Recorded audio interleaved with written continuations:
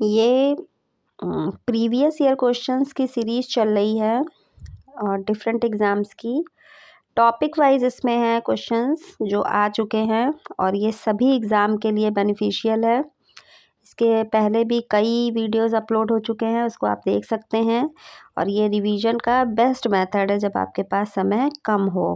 तो स्टार्ट करते हैं। ये दो शब्द धर्मनिरपेक्ष एवं समाजवादी प्रस्तावना में जोड़े गए, ये कौन से संविधान संशोधन था? तो ये 42nd था। 26 नवंबर 1949 को अंगीकृत भारतीय संविधान की प्रस्तावना में शब्द सम्मिलित नहीं था। अब पूछा है इसमें कौन सा नहीं था, तो जो है समाजवादी था, पंथ निरपेक्ष था, अखंडता था, गणराज्य नहीं था। ठीक है, तो 1 2 3 थे, गणराज्य नहीं था, तो जिसमें भी 4 है उसको एलिमिनेट कर देंगे। भारत के संविधान में संबंधित निम्नलिखित कथनों पर विचार कीजिए। संपूर्ण शक्ति का मूलभूत स्रोत जनता है, सही बात है। भारतीय संघ राज्यों की कृति है। लोग संविधान के अंतर्गत सामाजिक, आर्थिक तथा राजनीतिक न्याय का उपभोग कर सकते हैं। संविधान सब लोगों की प्रतिष्ठा तथा अवसर की समानता के लिए आवश्यक आश्वस्त करता है। तो ये जो इसमें गलत है, सेकंड वाला है, भारतीय संघ राज्यों की कृति है, ये गलत लिखा हुआ है। भारतीय संविधान की प्रस्तावना में हम भारत के लोग शब्द का उल्लेख मिलता है, जिसमें स्पष्ट है कि भारत की संपूर्ण शक्ति का स्रोत जनता है।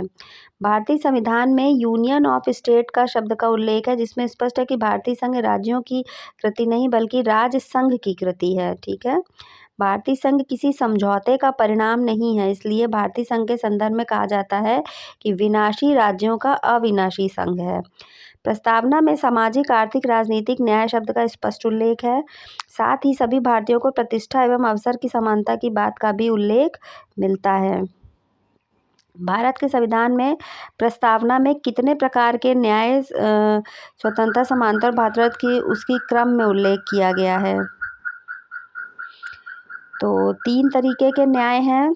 ठीक है, सामाजिक, आर्थिक और राजनीतिक न्याय है। 5 तरीके की स्वतंत्रता है, विचार, अभिव्यक्ति, धर्म, विश्वास, उपासना की स्वतंत्रता। 2 तरीके की समानता है, प्रतिष्ठा और अवसर, भातृत्व, बंधुत्व। तो ये बहुत इंपॉर्टेंट है, ये क्वेश्चन आ चुका है। भारत के संविधान की उद्देशिका में कितने प्रकार के न्याय की व्यवस्था की गई है? तो 3 तरीकों के न्याय हैं, यह भी देखा था, सामाजिक, आर्थिक और राजनीतिक। भारत संविधान की प्रस्तावना में प्रयुक्त न्याय शब्द अभिव्यक्त करता है, क्या करता है ये?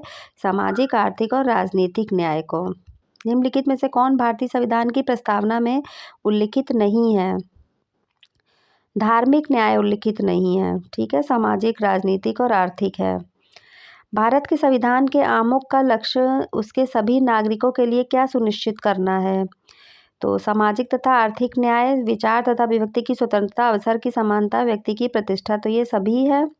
ठीक है, संविधान की प्रस्तावना सभी भारतीय नागरिकों को निम्न में से कौन सा एक उपलब्ध कराने के लिए वायदा नहीं करती है? तो सामाजिक न्याय करती है, राजनीतिक न्याय, विचार की स्वतंत्रता, पूजा की समानता नहीं करती है। ठीक है।